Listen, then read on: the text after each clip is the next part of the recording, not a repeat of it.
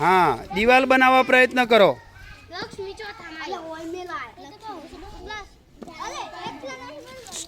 अवाज नहीं दीवाल बनाई रह्या छे जोजो भाई। हाँ दीवाल बराबर बने छे जोईए आपणे।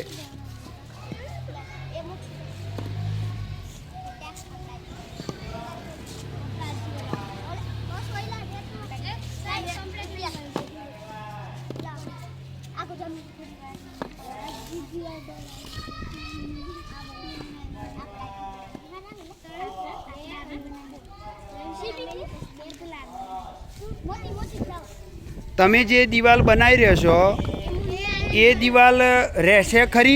વિચાર કરજો ભાઈ બરાબર। હે આ બાજુ જાઓ તમે તમે એમને બોલવા દો। એ મુન્ના મોક્ષ આ જે તમે દિવાલ બનાવી એ દિવાલ લોબો સમય ટકશે ખરી? કેમ નહીં ટકે?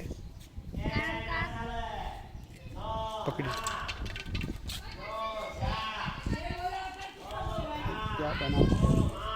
આપણે જે દિવાલ બનાવી રહ્યા છીએ એ દિવાલ આમ વિચારીએ તો સરળતાથી પડી જાય એવી દિવાલ છે તમારી। માનો કે આપણે જોઈએ અહીં રહીને હું એક પ્રયત્ન કરું કે આ દિવાલ રહેશે નહીં। જોવે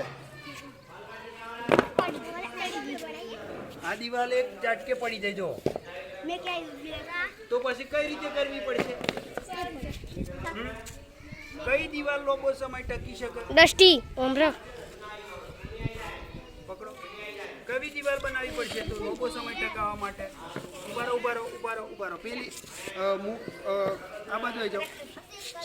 કૃપા અને દ્રષ્ટિ બંને બનાવો છું। ઉભારો ભાઈ જોવા તમે કૃપા અને દ્રષ્ટિ બનાવો છે શું? અરે ધૂળી એ આ બાજુથી બનાવો આ બાજુ આવી જાઓ આ બાજુથી દેખાય એમ બનાવો પેલા કેમેરામાં।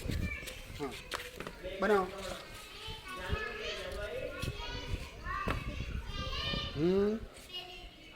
हाँ तो आ जे तमे जे दीवाल बनाएली ए दीवाल में शू कर्युं तू? एक सरखी सरखी आ रीते ईंटो मूकी दीधेली आ रीते बराबर। पण आमणे शू कर्युं के दीवाल में आ जे ईंटनो सोदो छे एनी वच्चे शू आवे छे?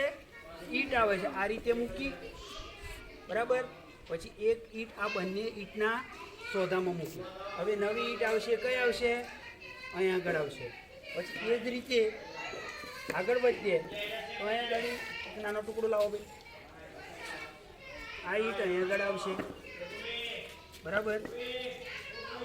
પેટ પાછા બોલવું પડે મારે તો આ રીતે બનાવેલી ઈંટની દિવાલ પડશે નહીં। જ્યારે તમે પહેલી જે ઈંટોથી બનાવેલી દિવાલ હતી એ સરળતાથી નીચે પડી જાય છે। જો હવે તમારા ઘેર કારીગર આવે ચણતર કરવા તો કઈ રીતની દિવાલ બનાવડાવશો? પહેલે બનાવેલી એવી કે આ ફરી બનાવી એવી? કેમ કે પહેલી બનાવેલી દિવાલ જે છે એ સરળતાથી પડી જાય છે। જો આ આમ હલાવા છતાં પડતી નથી। કેમ? કારણ કે અને આ જે જગ્યા છે આ જે જગ્યા એમાં આપણે શું કરી શકશું? વિડિયો સિમેન્ટ રેતીનો માલ અંદર નાખી અને દિવાલને વ્યવસ્થિત બનાવી શકીશું। તો દિવાલ પછી બીજી કોઈ પદ્ધતિનો ઉપયોગ કરવો હોય માનો કે નાના નાના ટુકડા છે તો આ રીતે તમે વિડિયો ઉતારું છું મૂકી પણ બનાવી નાતાની આ દેખાય રીતે જગ્યા રાખી બરાબર। દેખ તો ખરી પણ આ કેટલો રાહુલિયા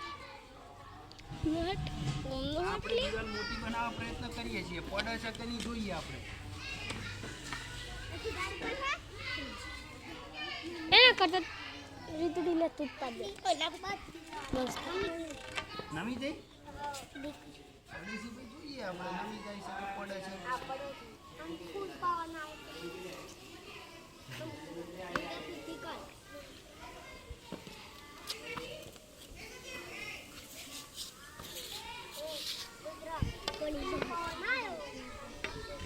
આગળ કે આવી પડે